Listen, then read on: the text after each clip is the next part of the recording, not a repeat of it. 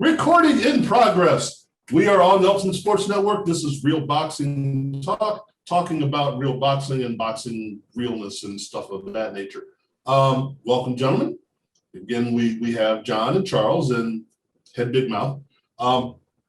We've got a lot to talk about, but we don't have a lot that's coming up urgently, which we normally do. So we're going to take a step back and look at last week and a few things that we were interested in that played out maybe the way we thought, maybe not the way we thought, maybe things have changed our perception on a few things.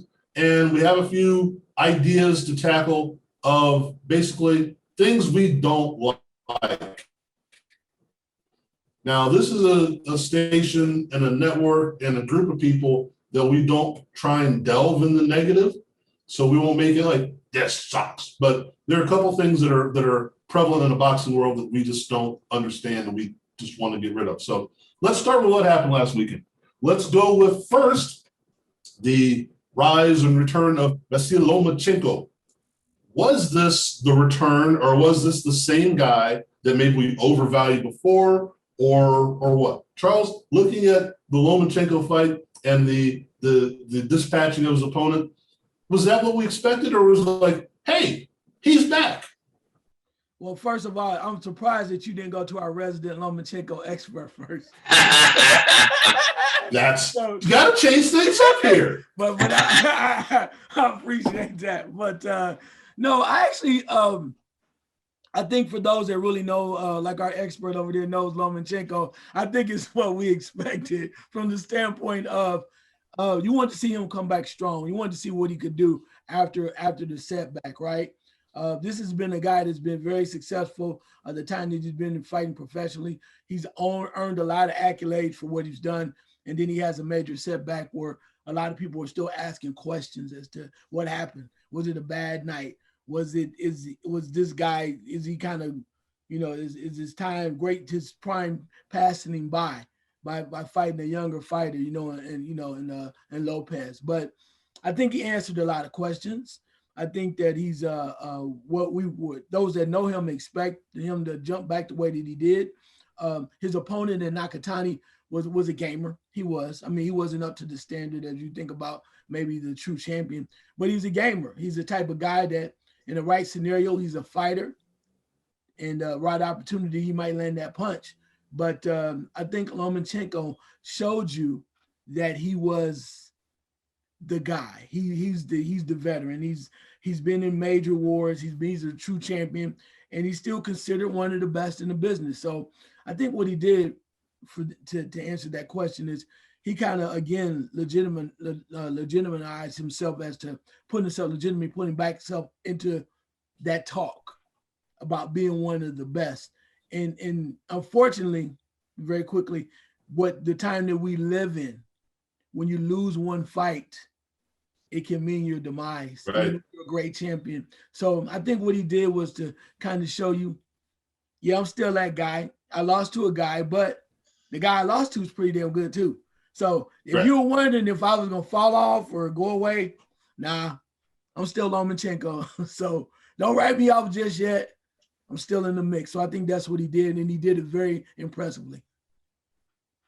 Well, now we will touch in with our Lomo expert.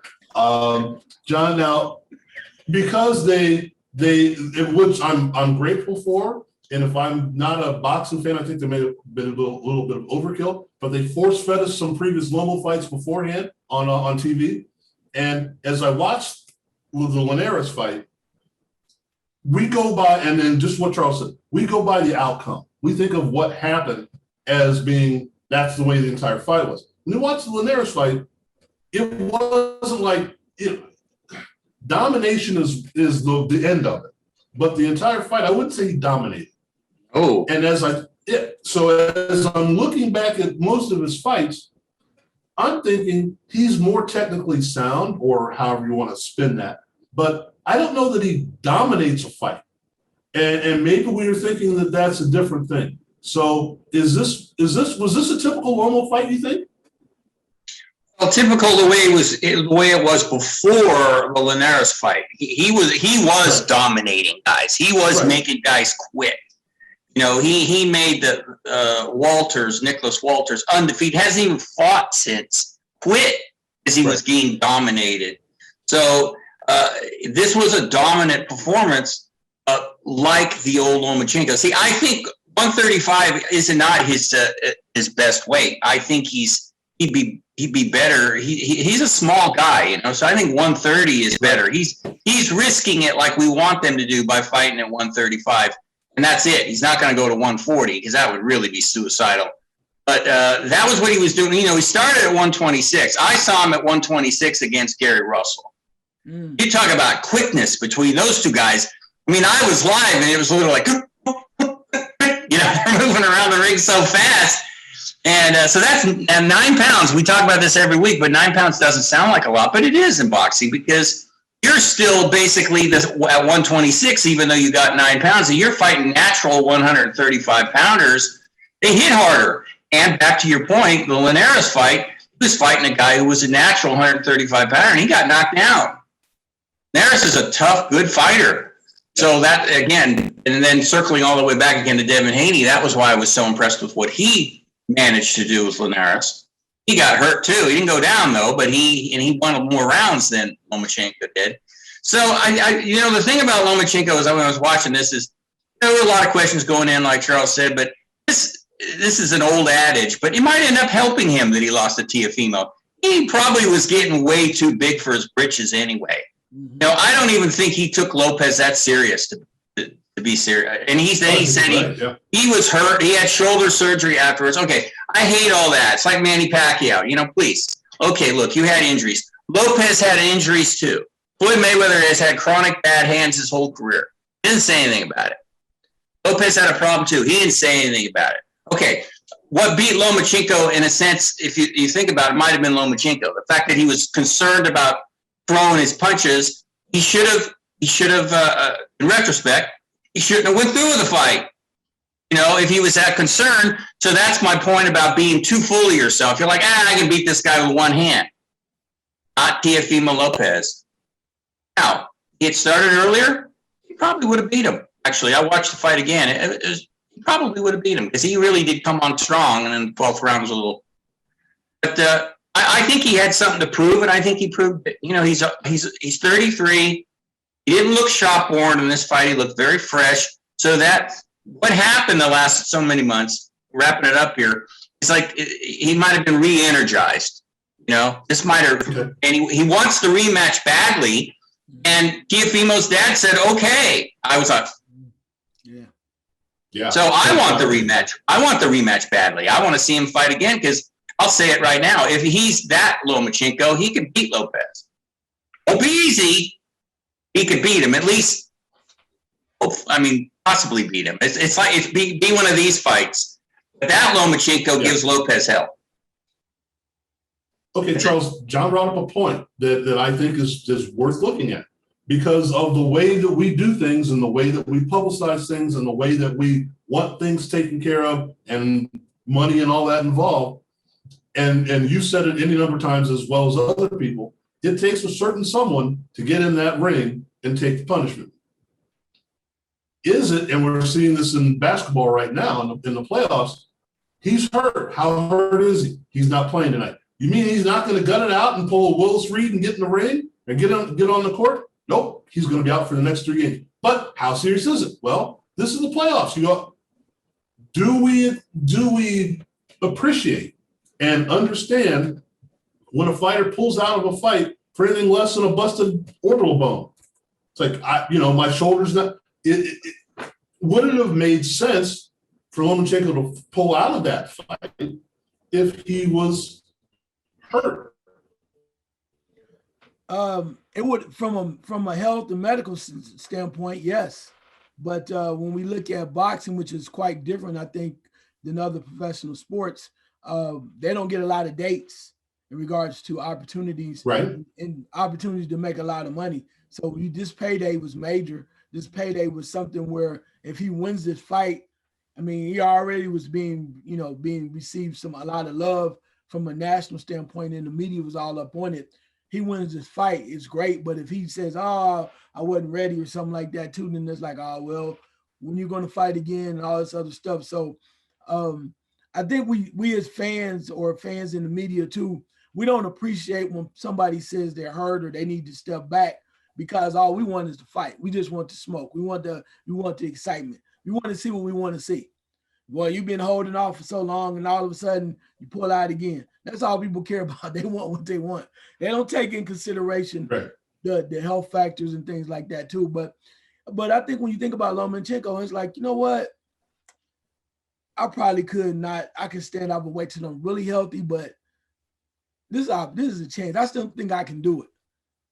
And you can't fault him. I mean, people take a lot of chances. He still got paid. So you don't know what the financial situation, not saying he's broke or anything, but just the standpoint of there's a lot of things going on. And I had to say, unless somebody really was hurt or they could not function in sparring or whatever, you're not going to see too many fighters walk away from a top-notch payday. Not the best ones, because let's say, for instance, the way the guys are fighting now, sometimes you only fight once a year. You miss that, and let's say the rest of the year goes by, you don't get another chance. You're sitting there waiting around on not another paycheck. You're waiting till the next year to do that. So not often will you see the top-notch marquee guys do that. And I think that's what Lomachenko thought about. He's like, you know what? I'm not doing that. But what's ironic about that is, real quick, why he did not jump off of that, you see Lopez being forced out of his next fight or postponed because of COVID. And the way that the thinking goes, not to take your segue away, but the way my thinking goes is like, man, we had a setback. So why would we mess around with this guy when dad is like, let's go get this money again. Let's go get this money again. Another payday with Lomachenko is going to be even bigger. So why even wait on a tune-up or whatever's going on? He's hot. He look good. We look good. It was going to make millions of dollars. Let's do it. And too bad for Kambosos, but oh well, right? Yeah. So John, I asked this question then. If you go through with the fight, or do you say during the weigh-in, hey, I'm going through the fight, but, I got a little twinge here, got a little arthritis, a little bursitis. You don't say that before the fight, right? So why do you say it after the fight? Oh, yeah, this wasn't at my best. This was hurt. No, then you shouldn't should you have gone through the fight if you're going to use that excuse after the fight? In my view, no. If you're injured and you know it, and your team knows it, you fight the fight, you do your best. If you lose, you don't say a word. You just say, congratulations, good win. What'll happen is somebody from your team will leak it. And then you'll have to say, well, okay, maybe my hand was hurting. But see, like Lomachenko, to me, what makes it a wash, as far as I'm concerned, is Lopez was injured too. He was hurting too. He had a bad hand. He had surgery. So that made everything equal. So no, and Charles is absolutely right what he said about the fans. When we heard a guy walks away from a fight, we go, we want to see the fight. We don't really care about how hurt somebody is. But in reality, you roll the dice when you fight at 75%. Andre Ward used to talk about that all the time because he was hurt a lot. He had a knee surgery, hand surgery, shoulder surgery. He had all these things. And he always wanted to be as close to 100% as he could be. Was he? No. When he fought Charles Froch, he had a broken finger a week before the fight. He fought him anyway. So he had to. He felt like he had to. Basically what Charles just said. You get this opportunity. And I think that was also what Lomachenko's team, again, Charles is right, that, we don't know if this will come around again with this kid. We think we can beat him. That ties into my thought about maybe being a little overconfident. Go ahead. No, I say he did win, but when you look at that fight, you just have to say in the back of your mind about the history of Tank Davis is, why is he such a slow starter? And when the first part of the fight clearly was like Barrios was was checking out boxes, like, did Barrios win the first 5? Did he win the first 6? You just kept waiting and waiting and waiting. And then eventually Tank Davis wakes up and you hear Floyd Mayweather in the corner giving him all these things. You down. That's the most bizarre thing I've ever heard besides the mix, is when Floyd Mayweather says, on the not the real cards, but the fake cards, the ones people were saying you down, you losing. I was like, and he's like, what? It just took away from his whole demeanor and his mindset of listening to his, to his co-counsel. And I'm sitting there going like, did you just tell him he losing? And people have criticized Floyd. And I was like, he said, well, I'm not gonna lie to you. That's what you got me for. I'm real with you. I'm like, wow, you just told this man you losing. You better pick it up. But the whole premise of it is that, but Tank Davis has find ways to get back on track. He's shown us that he can do that. And he was very impressive in the win. He came back, he put the power down, used great power shots, didn't listen to his team. But while though it was a very impressive performance late, and he came back and he gave you all of, he's a people's champion because he comes back in roaring fashion. It's like really, loud, and then he knocks the guy out. He ends him with a body shot and all these other things. But the question that the boxing fans and other analysts be saying to themselves is, can he do that when he fights better competition? And I think that's part of it. I think that's part of it. Well, the question is, when you are a slow starter, and we can use Bernard Hopkins as that example, a slow starter giving away 3 or 4 rounds. If you're giving away 6 or 7 rounds, that means the only way you're going to win the fight is by knockout. Does he have the belief, and does he truly believe I can knock out anybody in this weight class, so it doesn't matter how I start? Or is it just he needs to fix that? No, I think that I don't think no one goes into a fight saying, yeah, we're just going to use brutal knockout power. I mean, even you might say the only person I think ever can do that right now, think about that, would be Wilder, right? And that's because that's how he's been his MO forever. But no, I don't think Tank Davis's team is like, this is how we're going to fight. Simply because when you're in the Mayweather gym, they have expectations. I think it's something Tank needs to work on. I think they have a different plan. But, the last 2 fights, let's keep it real, 100. He started off slow where I'm telling you, I know, to me, against my buddy, I think he lost the first 4, his previous fight, the first 4 rounds. And then this most recent fight with Barrios, I'm serious, he could have lost maybe the first 5 or first 6 because that's how it was happening. He couldn't get off. So I don't think that's their plan going into it, but they're happy with the result. But I guarantee you, somebody's looking at that going like, when we keep stepping up in the level of competition and the quality of opponents that we're facing, we got to fix this because you're taking too many chances and everybody may not fall the way that these other guys have. And John, when we're looking at that, when you're looking at someone, again, I mentioned Bernard Hopkins, there are plenty of fighters we know don't come out of the box firing, and most of them don't because it's let's seek and get information and figure out what we have to do. But when that gets to the point where you're just the other guys putting rounds in the bank, are we looking at a world champion, world-class pound for pound great? We're looking at somebody who's just getting lucky. No, I don't think Gervonta Tank Davis is getting lucky. I think he just was having a hard time getting to a guy who was 5 inches taller than him, and he couldn't get, he couldn't find his rhythm. That's what I noticed, and it was like anything you can relate to. If you can't find your rhythm, you're going to miss. And guys kept stabbing him with his jab, and then he was holding his Gervonta, being a southpaw, wanted to throw his right jab, and Barrios was kind of flipping his right hand, a little Virgil Hunter trick that I've seen him employ in the gym. So Virgil, he's just such a great trainer. So he couldn't find any kind of rhythm. And you guys know, you play sports, when you can't find any kind of rhythm, you're kind of lost out there. And I think just my opinion, I think he gets a little lulled. I think he knows he's got that power. So he might have counts on it a little bit. But he as soon as he found his rhythm and started finding the guy with some blows, you knew that what was coming was coming. But I agree though. I think he should start faster. I didn't have him behind like Floyd said. You know, I mean, you were probably going to mention that. That was a great pep talk by Floyd. I mean, I liked it because he said, "Look, you want me to be real? I'm being real with you," and that's what he heard. And that was great. You're blowing it, kid. You're blowing it.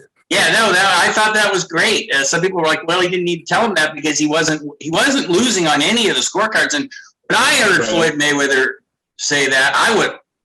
Because I thought he was ahead. I mean, the two knockdowns, I thought he was winning the fight. He wasn't winning it by a huge amount, but he was certainly ahead by 2 or 3 points. But he knew what he was doing with Tank, and he knows him probably a lot better than us. So he lit a little fire under his butt. Boom.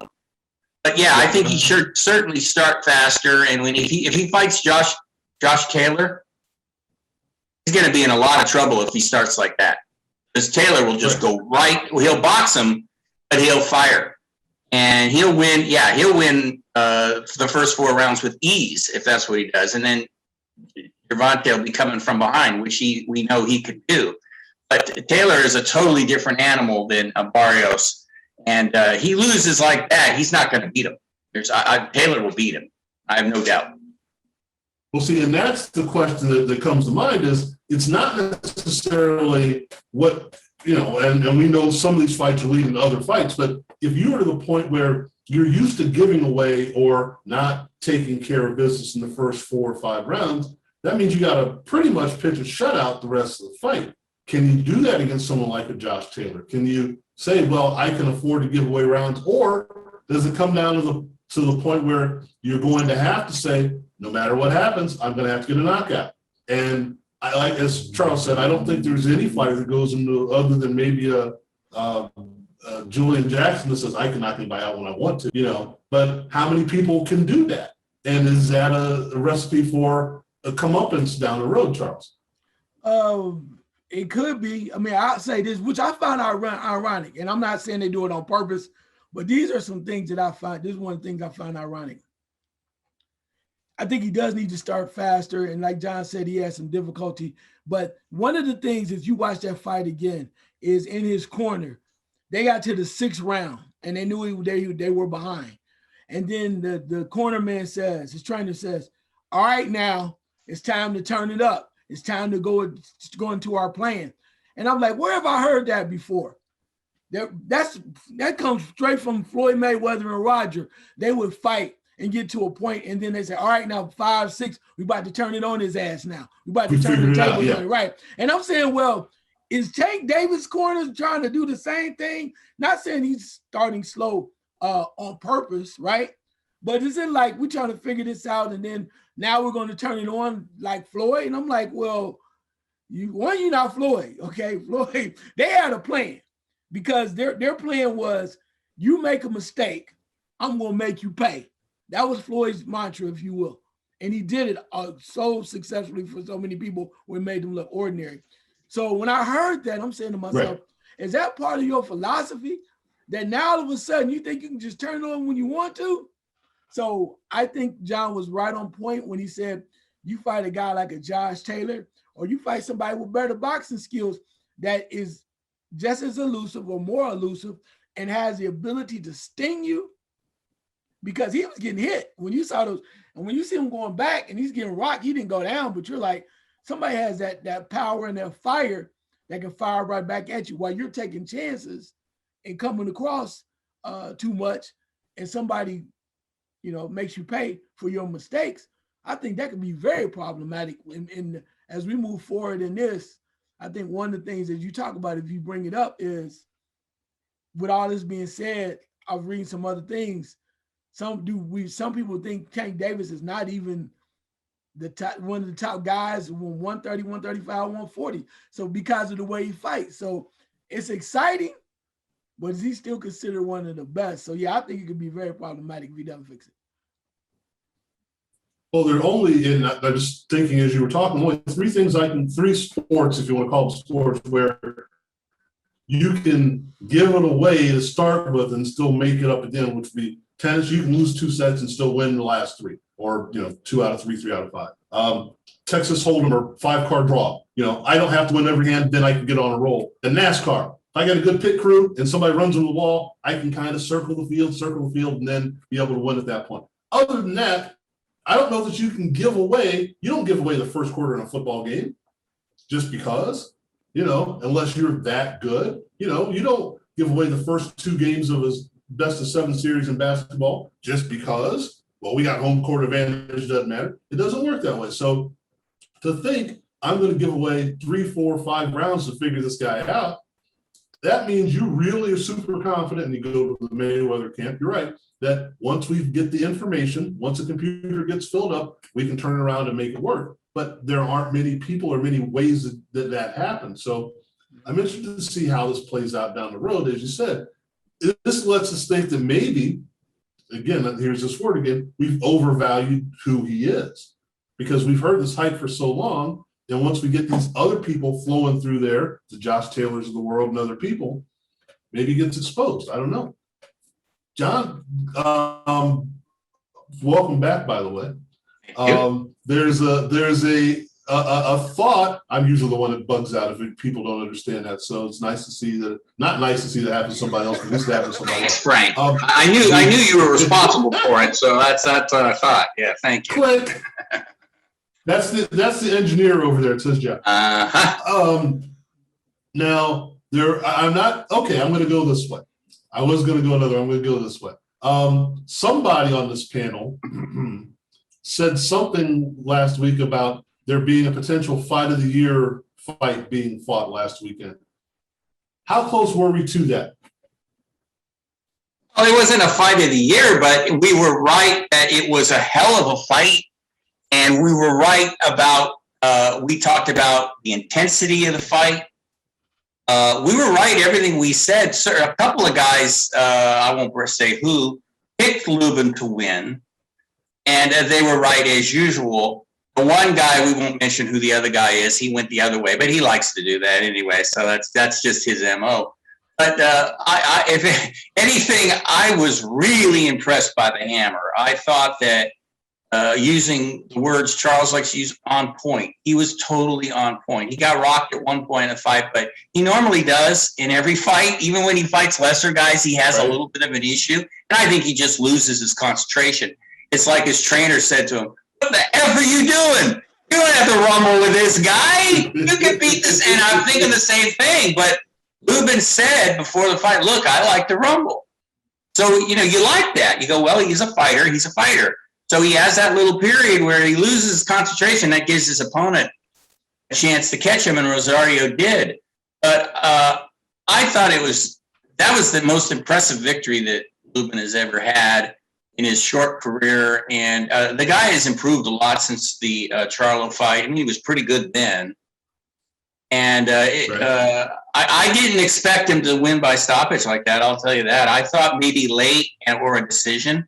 So I was wrong about one thing, Frank. So there, join that club. But I was surprised. The ending came suddenly, but you could kind of see that Lubin was wearing the guy Rosario down, and Rosario looked like he was getting frustrated to me too. He was trying to outman Lubin in technique. What we talked about last week, the hammer is really solid technically, and he's popping that jab in your face all night long. That's frustrating. So that was a great win. I was really happy for him. I like Rosario too, guts and all that stuff. But that was a great victory for Lubin. Well, I just want to point out that there are 2 experts on this panel, and then one guy who used to broadcast Foursquare. So just to get that out there, they're supposed to know what they're talking about, and the host doesn't. So we'll just put it out that way. Now, okay, Frank. We've been, or you especially, been talking about we need to. But Charles, you've been talking about this for quite some time. That the people that get dropped in the mention of who should be at the top of this division and you said, and don't forget Erickson Lubin, and a lot of people have. Tell us what he showed us that validates that statement. Well, I think he showed you that, one, he's willing to change. I mean, because he's changed up some things before, prior to these last couple fights, and then he's willing to put the work in. And not only that, he's also showing you that with this win, that he's not afraid to fight the best. I mean, he suffered one of the most vicious knockouts I've seen in a long time in boxing. And it was no question. It was just nasty. And you call yourself, do you still really want to fight, especially against the top guys? And then he's a guy too that said, you know what? Yeah, I got caught, or I just had a bad day. He got me. And then be willing to go back into the ring with the same said person that knocked you out. That's a grown man right there, because even that being such a young age, but I think he realized that there were a lot of doubters and a lot of people that were critical of him, saying they didn't know. And taking the Rosario fight was major, because Rosario is a gamer, as John mentioned. He has the ability to punish. He can stop. He can do a lot of different things. But I think that Lubin was able to use his over-aggressiveness that we're talking about Rosario, and he saw something. And then he saw another weak point. One of the things was he went to the body, and he was like, okay, pop. And not to say Rosario was tired, but when a guy keeps fighting top-notch guys over and over and over, and it's like, you might want to take a break. And not saying Rosario was tired by any means, but when you're coming back to back to back because you think you can, there might be some endurance issues. You might be susceptible to some things because people are watching you. And Lubin was right on point. He saw and kept coming, because, Rosario likes to come right at you. After a while, it's like, I'm just going to wear you down because I'm a grown man. You're not. That type of attitude. I'm just tougher than you are. And Lubin said, nah, buddy. Nah, right. You keep coming that way, I'm going to wait, and I'm going to wait on you. You're going to make a mistake, and I'm going to get you. And I think that's literally what he did. He had the game plan, except, as mentioned, John mentioned about that lapse. And I love that trainer. That trainer was like, what the fuck are you doing? Kevin Cunningham. Yeah. No nonsense. Total no nonsense. Yeah, Kevin Cunningham. Yeah. You're trying to get knocked the fuck out. What's wrong with you? What the hell is wrong with you? That's great. I was like, why? I was like, I love that guy, because he's telling me we are already winning this fight. We're going to win it. We got a plan. Follow the damn plan. Quit trying to be a hero. Get rid of him. And that's what he did. And I think I'm not sure if Lubin had that in his corner before. No. Last 2 years. You need those type of guys that are going to get in your face, because they're like, we're trying to create a legacy here. And by doing that, you have to follow the game plan. And if you believe in us, we've already achieved a lot. We've already improved a lot. So stick to the damn plan. It's kind of like you're playing basketball and somebody says, you don't have quick feet. So you need to always take 2 steps back to get a guy the jumper instead of getting up on him, because every time he's going to give you a jab step and run right by you. It doesn't make sense. Follow the damn plan. You know your strengths, you know your weaknesses. Right. We practice this. Follow the damn plan, we'll win. And I think that's what his trainer told him exactly. Like, quit BSing and let's finish this guy. Right. And what we've seen, and correct me if I'm wrong, what I think that the bubble has shown us, and now they're doing it in the fights where there are people coming again, is that it's not just that quick 8-second blur between rounds where they show us what the trainers are doing. We've had a chance to actually see the importance of the cornermen during the fight, because there's nothing else you can show, and you can hear everything. So now we're being able to see what your trainer, what the difference he makes. The Cunningham, that little tirade, it's like, whoa, okay, and how they respond to that. Because other than an Angelo Dundee, we really didn't get a chance to see in the, how many years you're looking at, a guy that comes up and says, I'm part of this fight because I know what's going on. And again, you mentioned Floyd Mayweather Sr., Roger Mayweather. Okay, those are 2 as well. But usually it's the caricature of the guy. You got to stick and move. You got to whatever. And they're not really giving any kind of advice because we don't get a chance to see that. So John looks like he's got something to jump in on that. So I was just thinking about the times I've noticed trainers do things that, you've got like 2 of them. You got some that are giving you advice, and then some that might be giving you a pep talk. You mentioned Angelo Dundee. You're blowing it, kid. You're blowing it. I mean, that lexicon will live forever in boxing annals. I mean, everyone's going to remember that. And his timing was perfect. And you could see Sugar Ray Leonard nodding. He heard him, and right. It was the best advice. I agree. I like a guy like Cunningham. You know, I like a guy that if I'm blowing it out there, he's going to tell me. He's not going to say, well, you know, you could have done better in that round. Don't tell me that. Tell me, the hell are you doing out there, man? Right. You want to win this fight or what? You know, I would rather like that. You don't have to hit me or anything like some trainers do. I hate that, but you can hit me and verbally and go, come on, we got this made. You're boxing great. So you mix it up a little. You say, you hit him on the side verbally, and then you go, but you're doing great. So don't mess it up. Don't blow it. You know, and then I always mention this guy because the guy that saved Andre Ward was Virgil Hunter during the first Kovalev fight because he gave him one of the best pep talks I've ever. You remember that during the first talk. You can debate whether he won the fight, but he said, "You can win this fight. I believe it. You can." It was a great pep talk, and you know, Andre Ward is undefeated, and he listened. You know, he's known him since he was 8 years old. Right. And as a trainer, I think the different level of trainers, really, really good ones, they know, like the really good managers or football coaches or basketball, they know their guy. In this case, you got one guy. You know right when to say something to him to get him going. And that was the best. That was the best advice Cunningham gave Lubin, because if he had his other trainer, maybe his other trainer would have said, well, you know, you don't really have to fight him like that. You can keep, and Lubin would have said, screw it. I want to knock this guy out. I'm going to go out. Forget the plan. Cunningham said, No. And it was perfect advice and great timing. Well, it comes to mind Emmanuel Stewart when he was the cornerman for the Klitschko's, and it was like they were on a school field trip. Now, I should have said the great Emmanuel Stewart, because he was Emmanuel Stewart, the great Emmanuel Stewart. So no disparaging him at all. But it's like, okay, well, all right, get some water, get a towel, you know, keep hitting the jab, and all right, that was a minute, go, you know. And it's like, and again, he did his work ahead of time. So it's not like he needs to get in the guy's face. And again, a great trainer, maybe that's it. You know, you don't have to jump and scream and get all upset because he knows what he has to do. But there's something about that. Hey, I'm in this with you. I'm as fired up. If I can take your place and get hit in the face and go do it, I'd do it too. So let's go. So to me, that's impressive. Like you said, it's like, what's going Charles, on? Go first. I got something to say about that too. Go ahead, Charles. Charles first. I mean, I was going to say, but I think that Emmanuel Stewart had one moment that you'll never forget.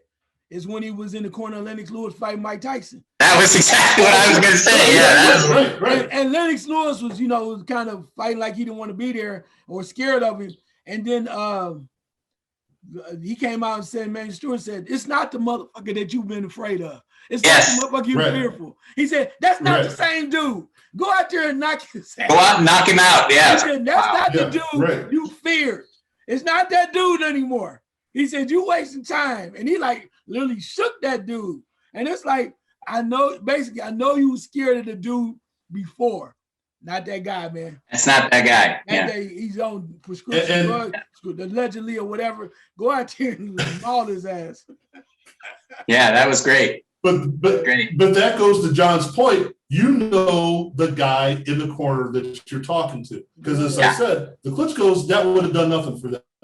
But for Lennox Lewis, it's like, you need that kick in the butt to go do something, because we all know, well, we all assume that Lennox Lewis was not he wasn't okay, I'm going to say it, didn't have the greatest heart in the game. Let's put it that way. A lot of talent, but it was like, okay, and I go to the Oliver McCall thing. It's like, just go punch the guy in the face. You know, and not to say that he didn't dig deep and win fights that maybe could. Charles is laughing because he knows I'm struggling around what I'm trying to say. But there were times where, all right, bail me out there, sir. He's gonna let me keep digging a deeper hole. All I'm saying is, I'm glad you said it, not me, because you know how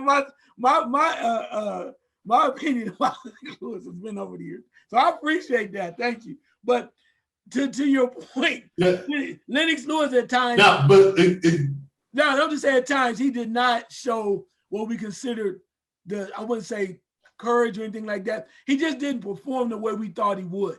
And I think that was my biggest thing. You received a lot of accolades, and he didn't always perform to that level. But to the point of giving him his credit, he still was able to get the job done when he had to against some top-notch guys. So it wasn't perfect.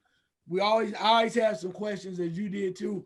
But I still think you got to give him credit because, honestly, for me, he ended up being a lot better than I thought he would. Because I think when you think about it, you question not so much the courage or the heart of a person. You question whether or not the person has the mental psyche or the capability, what we call the, I'm about to go a little somewhere with you, the intestinal fortitude to go past what's normal and to come up with a premier performance to win. And I think he did enough of that, but I think most people that knew him wanted to see more considering what he was, the accolades he was receiving. I know that's a lot. My bad. Let me bring that back. Well, I'll put it this way. Some people don't go deeper than they think they can go, and the real champions of the sport go deeper than they think they can go. And Lennox had to get in the ring, so that's a courage in itself. But sometimes it didn't seem like he understood he could go past who he was. Okay. Because we may want to have him on the show one day, so I can't do too much. All right, John, go ahead and finish Charles' thoughts. So I was just going to say that I thought if what he suffered from is he was overly cautious at times, Lennox Lewis. There's a better way to put it. Thank you. Yeah, he didn't need to be too. And I think that's what Emmanuel Stewart was trying to tell him. You don't have to be cautious with this guy. You can knock this guy out anytime you want. I mean, Lennox Lewis rumbled with Ray Mercer for 10 rounds years ago in New York City. If you guys saw that fight, he stood toe-to-toe with a monster in Ray Mercer. Merciless. You're not called merciless for nothing.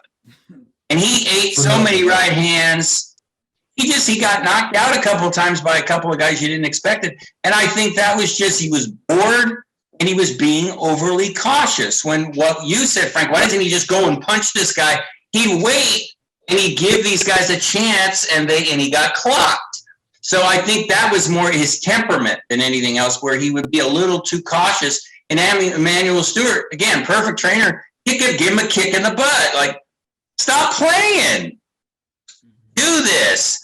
So that's always going to hold him back as far as the top heavyweights, though, Frank. You're right, because the top heavyweights that you think of, that you remember, they didn't hold back.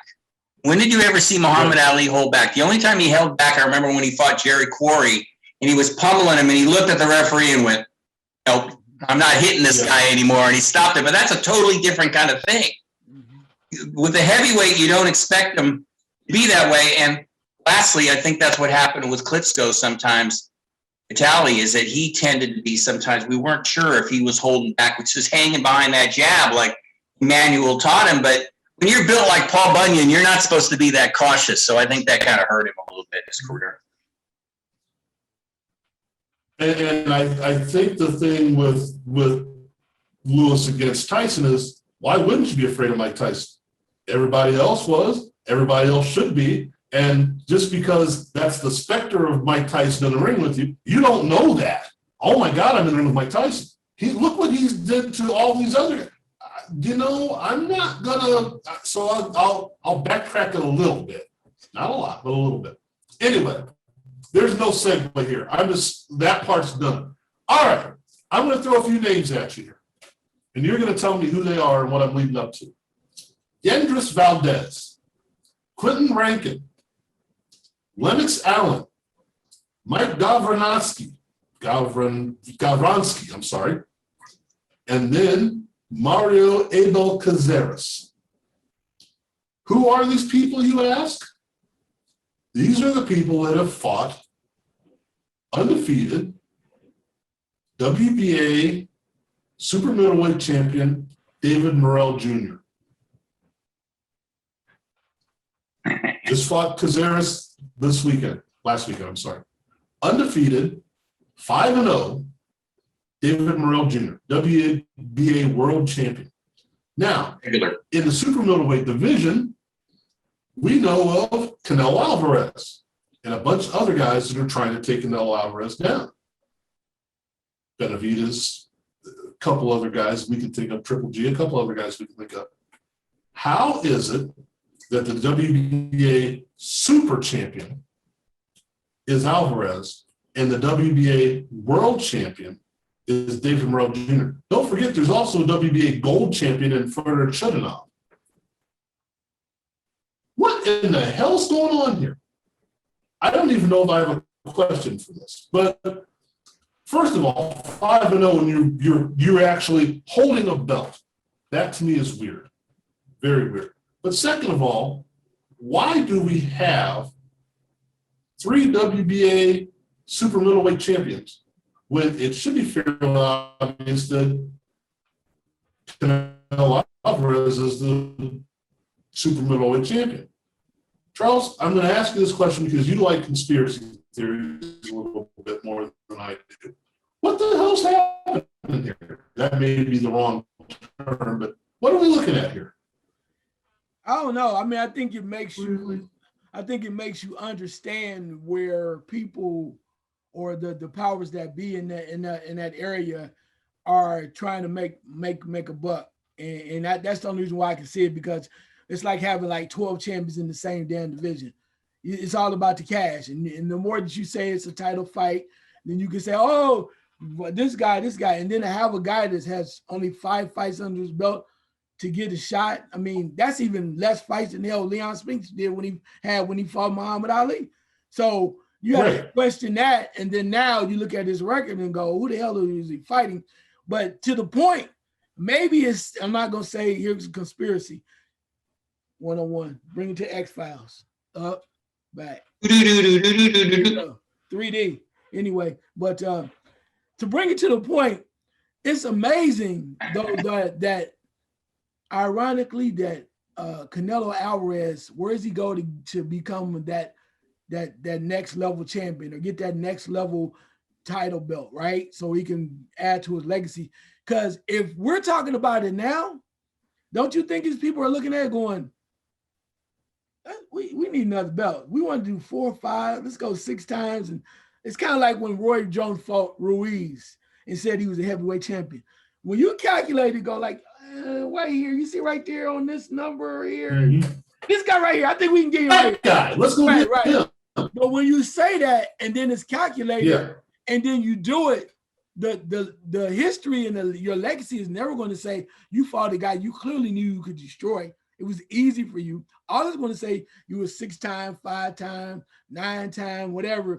That's all it's going to say. So I think in this division, what we're seeing is that when the door has been opened for a number, not say lesser fighters, but maybe lesser known fighters to receive a belt. Because if you have 5 belts or 4 belts in a division, somebody has to take that place, don't they? If you got only 2 belts, let's say WBO, then you don't have the golden champion or the greatest champion of the super fragilistic of the world champion. But when you only have like 2 belts, then that means they have to be earned a certain way. But if you have 4 belts in the division or it's spread out because you made this guy mononuclear champion of the world, it opens the door for more opportunities for guys that perhaps have not earned it the way we expect them to.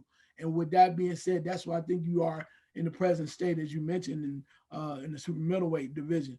And a guy like Canelo is like, man, that's easy picking. So while I'm waiting, and I'm not going to make a lot of money too, think about this. We're getting deeper into conspiracy. I'm going to get off this real last point. But here's deeper into conspiracy. Knowing that the pandemic was going on, right? Knowing that the pandemic was going on, you couldn't have the crowds. Couldn't do this, couldn't do that. If you Canelo and you want to make money, why wouldn't you move up somewhere you can make it easy? Because if I get on TV, I'm still making money. The bigger fights, the Charlos or Triple G again, whoever else he's going to go against, the big Russian dude further up the road, the bigger so-called fights that people want to see him, why not wait until the crowd comes back so you can make even more money? If I can just dibble on here in this little division because nobody really is a threat to me, and I know I can beat them even though they're undefeated because they ain't fought no damn body. They've been across the pond. I know that, you know that. Right. Canelo knows that. So that's what he does, and it's like, I can fight 3 dudes in a row, And I know none of them gonna touch me because I know they're not capable of it. But then when the crowds come back, boom. But getting back to your point, it just causes chaos for the fans and the rest of the people because it's too many opportunities. We said that forever. You've been a staunch reporter of limiting the number of belts in each division, but this is a case to me blatantly that is too damn wide open. And then that's like anything else. You're like, well, what is that little dude doing in here at the 5 fights when the rest of our champions are so much more accomplished? That's a lot. Package it.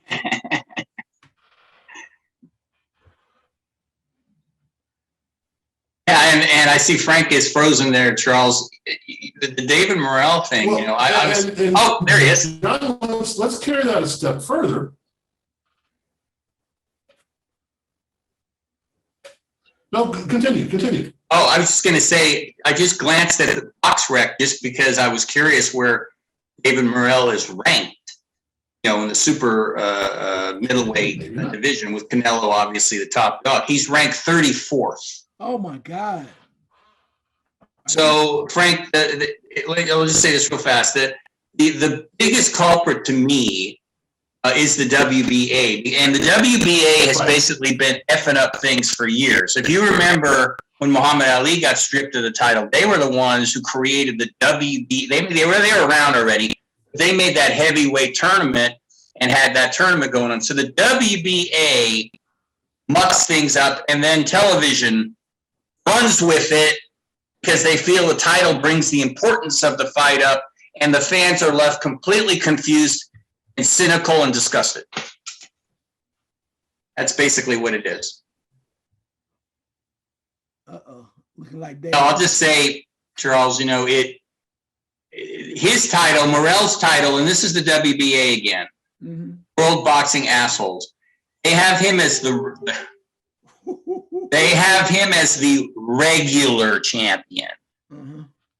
See, now, the only reason they have him as the regular champion is because so they can say he's a champion. And what they do is they cheapen, like even Gervonta Davis, as I was saying. Again, that was the WBA. Big shocker there, right? And Josh Taylor was the one who said, he's just fighting for a minor league title. And that's the truth. When you go back and you look closely at these guys, 8-time world champion, you find out, well, not really 8, maybe 4, 3 or 4, but they like all that title stuff. Boxers love titles. I get that. And it's a great selling tool. You know, you're in marketing. You can say a guy is a world champion. Most people aren't going to check it into it. They're going to go, oh, he's a world champion. Yeah.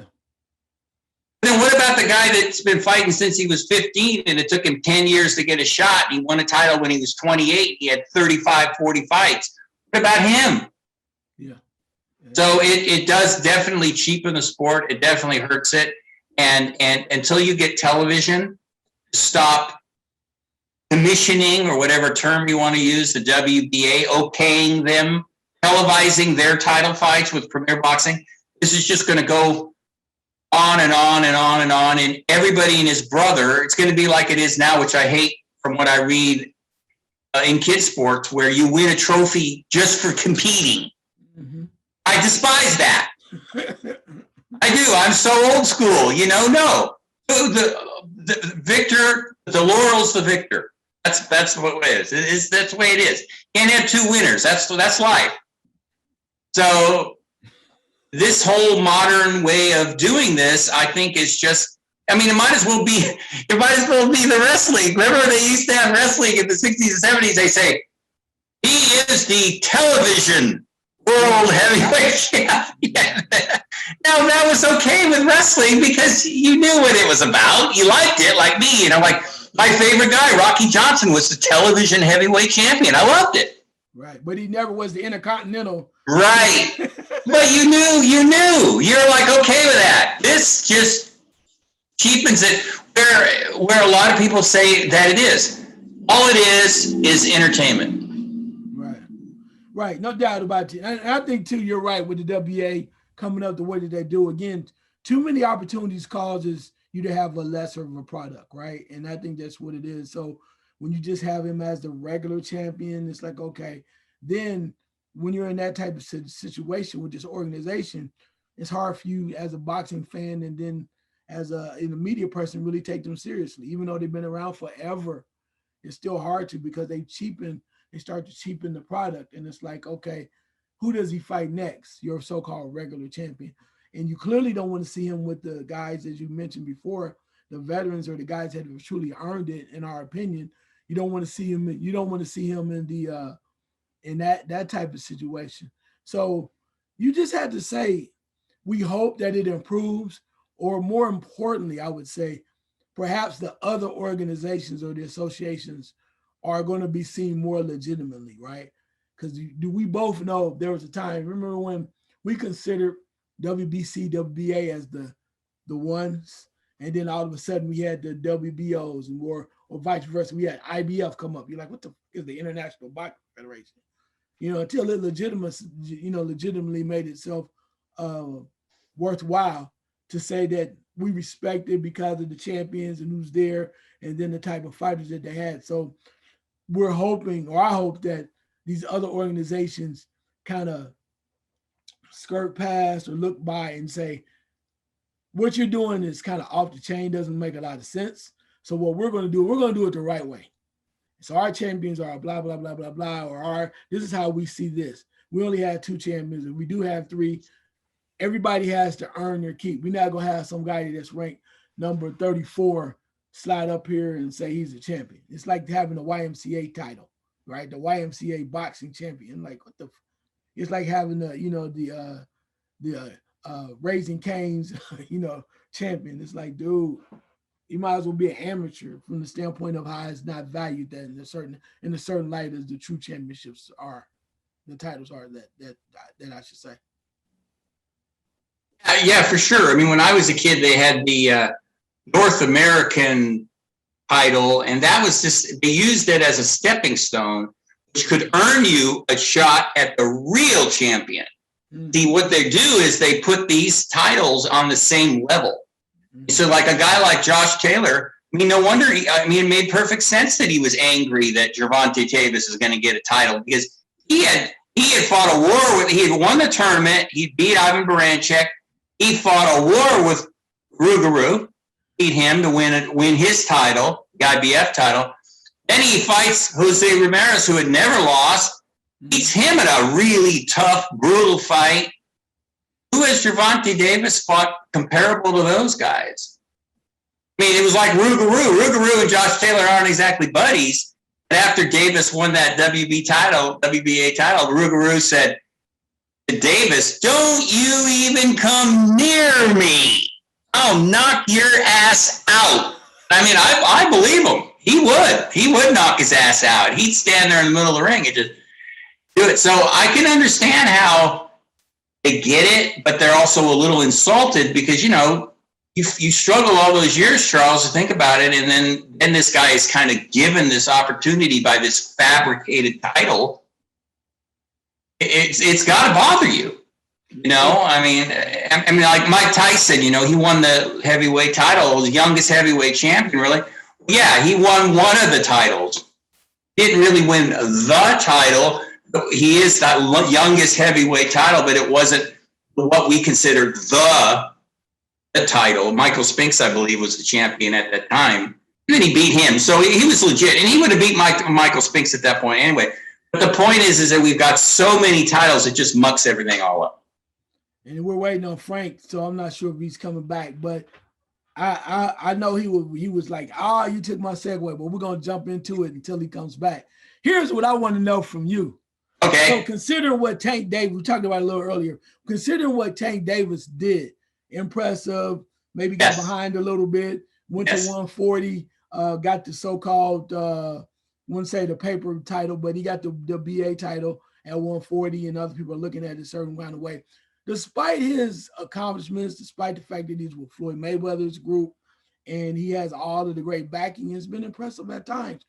There's still that lingering cloud or effect over his head that says, is he even one of the best fighters in each division? And the question is where you go next, because 140, there people were saying he's not even good as Jose Ramirez or Progress, and also Josh Taylor.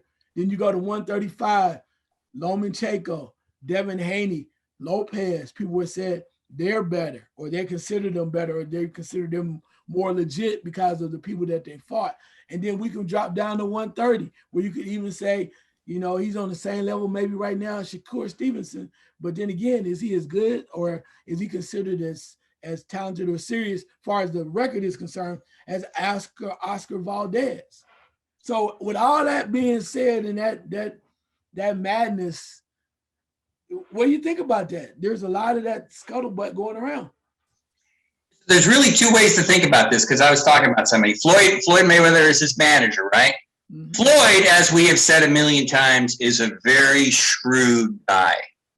So he's his manager. So when you manage somebody, you're looking out for the best for them, right? Mm-hmm. So I believe that, just my opinion, I believe that Floyd Mayweather knows that Gervonta Davis would have a hell of a hard time with those guys that we're talking about.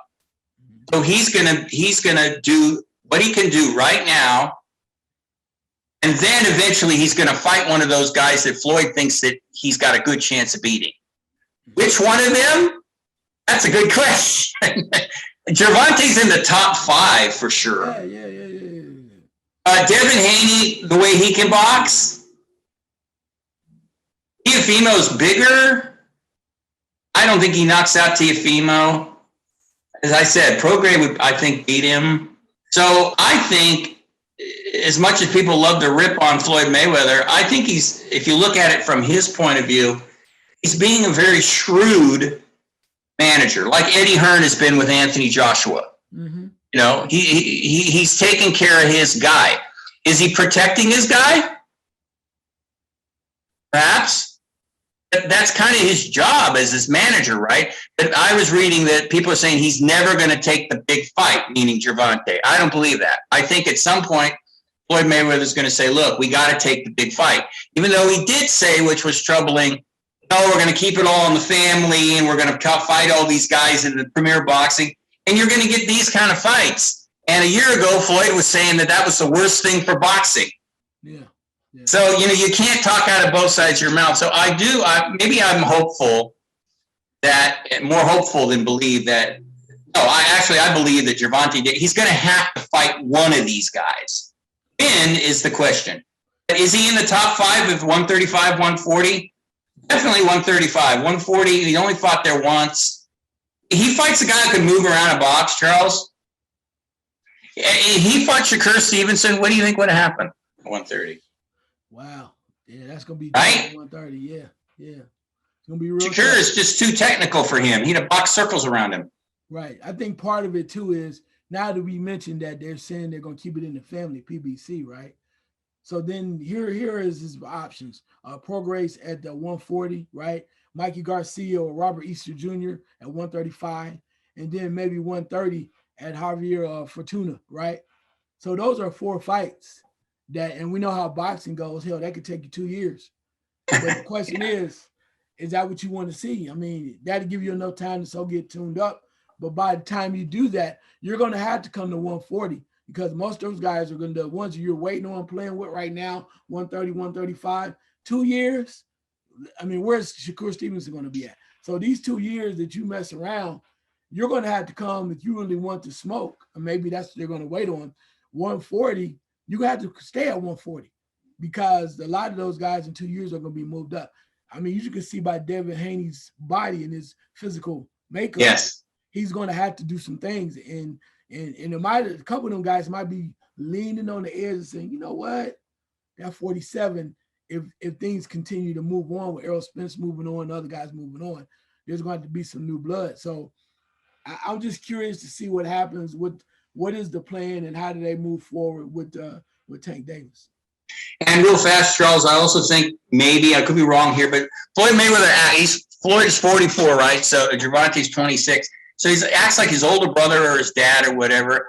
Gervonta's had a lot of legal problems, you know, and he's got a big deal hanging over his head right now, a hit and run accident. And that we're talking jail time here. So Floyd might be also thinking, look, I'm trying to make this guy as much money as I can make, as he can make before he goes to jail for a while. I mean, that might be in the equation too, because he's trying to keep Gervonta out of trouble, but you know, he always seems to get with these friends of his and gets into some kind of trouble. When he's with Floyd in Las Vegas, he's good. He's fine. But when he gets with his friends and goofs around and does things, then it causes problems. So I think Floyd Mayweather's got a lot of things spinning around in his head about Gervonta, and he's trying to come up with what he thinks is the best solution. And like I said, you can either think he's being very overly protective or he's being very shrewd about what he's doing with Gervonta right now. There he is. Welcome back, Frank. I was not responsible for that, so no revenge there from the Paisan here.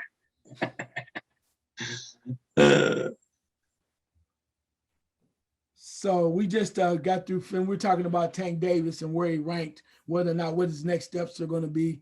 And, well, I just chimed in to say, thank you for a great show. We'll talk to you later.